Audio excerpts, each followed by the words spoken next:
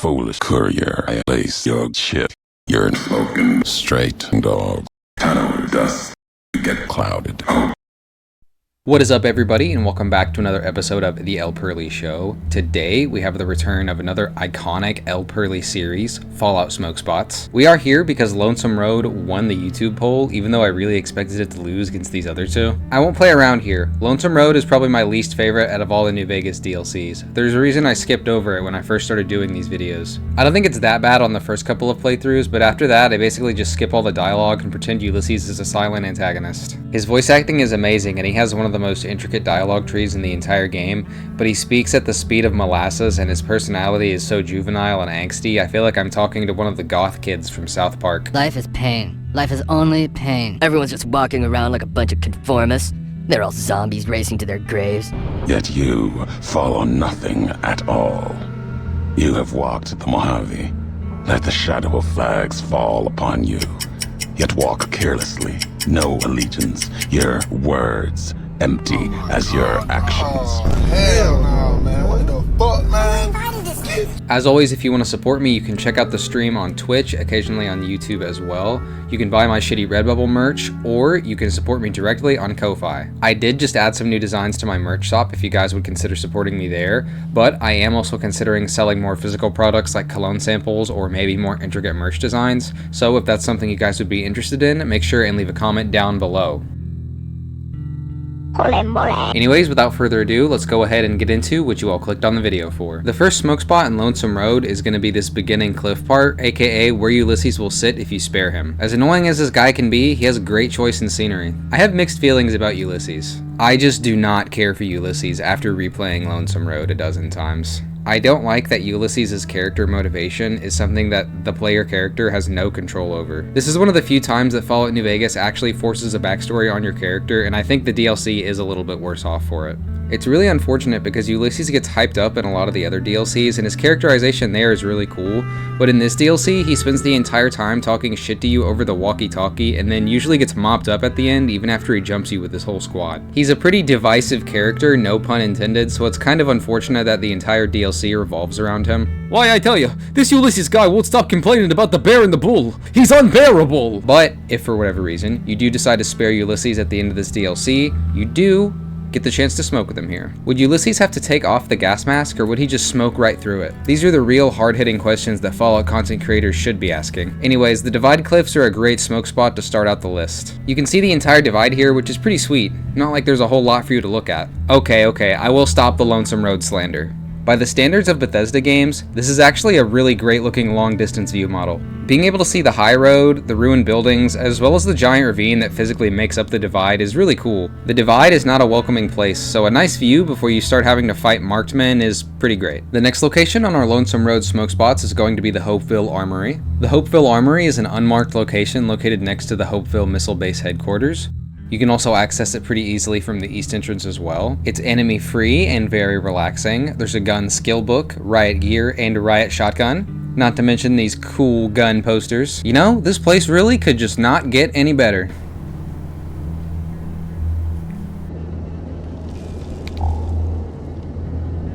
It does smell a little funny though. The Hopeville Armory does have a dead marked man in it, but I think that makes it preferable to the barracks, which have alive marked men in them. I think Hopeville Armory might take our honorary hotbox spot for today's video. It's a nice, tight, enclosed space, and you can fall asleep on the bed when you're done.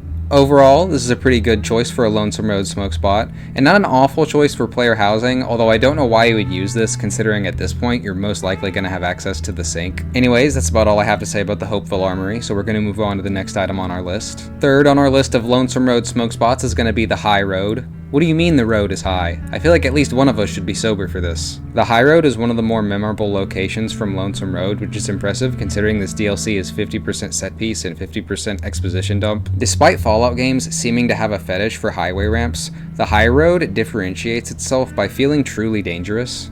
You've got to fight your way through Deathclaws and watch your steps so you don't fall off the top of this highway tower. Of course, all these things make it pretty stressful and probably not a great spot to smoke at, but I'll be damned if I'm not going to celebrate after killing one of these Deathclaws. Just look at this view, although maybe it would be safer if we stepped inside this trailer here.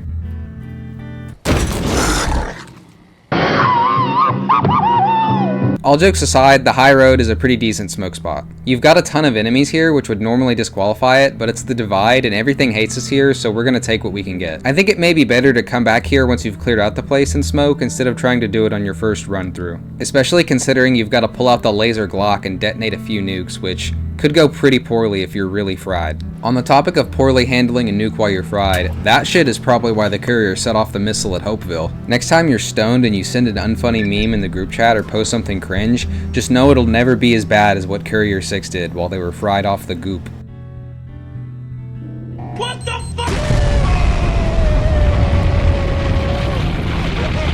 I would say the Hopeville button gets an honorary mention as a smoke spot. Funnily enough, this isn't even the first time this spot has shown up in one of my videos. I actually mentioned this spot in my most fun unarmed weapons video. You can actually find the industrial hand here, although I don't know if I would use this thing while you're stoned because look at it, you'll probably cut your fingers off. The next smoke spot is going to be a bit of a hectic one. We've got the Ashton Missile Silo Elevator Lift, aka the elevator with all the tunnelers in it. Now, I know what you're thinking. El Pearly, how can this be a chill smoke spot? This place is way too hectic. And to that I say, this is not a chill smoke spot. This is a, I've got a blunt hanging out of my mouth like Rambo smoke spot. Maybe it's just because I brought my Cyberdog gun to play this playthrough, but I was getting heavy cigar chomper vibes from this section. Maybe puffing on the big mountain engineered loud while you gun down the tunnelers is too much for some people, but if soldiers can smoke out of shotguns in Vietnam, then I can do the same in Nevada. Although with all the explosions going on through here, I think trying to spark up anything might just blow you up. Yo, methane check.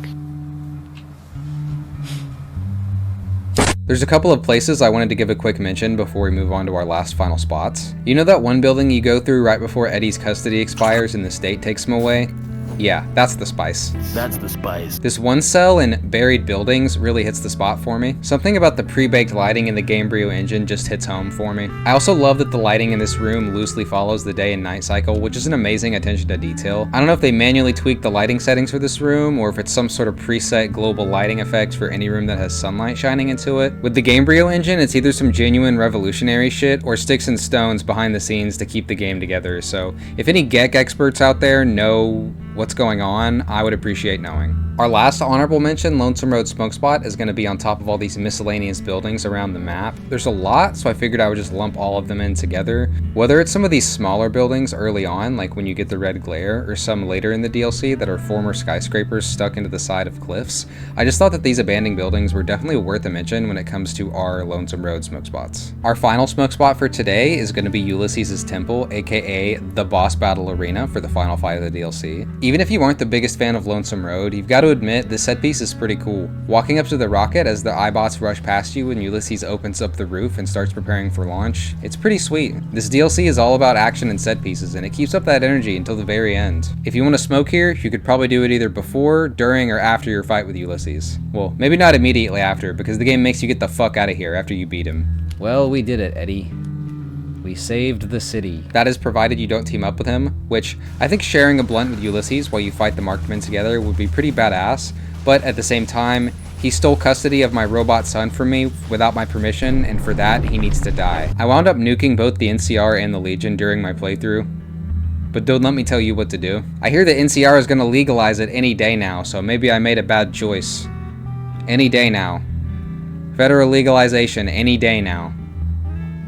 Any day. Anyways, that is about all for today's video. Thank you guys for all the love. It is crazy to think that we only have one Fallout DLC smoke spot left. I'll get to Point Lookout eventually, and then I'll probably do base game 3 in New Vegas smoke spots. I probably won't do them soon, but they'll happen eventually. To anybody asking me if I'm gonna do Fallout 4 smoke spots, no, I'm not fucking playing that game. I don't own Fallout 4, I've never played Fallout 4, I have no real desire to play Fallout 4 or make content for Fallout 4. The only way I'm playing or making content for Fallout 4 is if somebody buys it for me. I'm sorry, but I'm not buying a game that I'm 98% sure that I will hate. No video game genre has ever made me feel like a chimp in a cage jerking itself off out of pure boredom more than open world shooter RPGs. The game really has to hold my attention or I get so bored doing the same thing over and over and over again. I was practically clawing my skin off trying to finish Red Dead Redemption 2 and Metal Gear Solid 5. Sorry for the total yap fest, but I wanted to make it clear I don't really have any plans for any more Bethesda related videos after the Point Lookout video. New Vegas is really the only Bethesda RPG I enjoy. There's probably a higher likelihood of me making a Skyrim video or an Elden Ring video than me making a Fallout 4 video. I genuinely don't want to play Fallout 4. But that about covers it for today's video. Thank you guys for watching. Make sure to eat your greens, not just smoke them. I hope your pillow is always cold. And see you next time.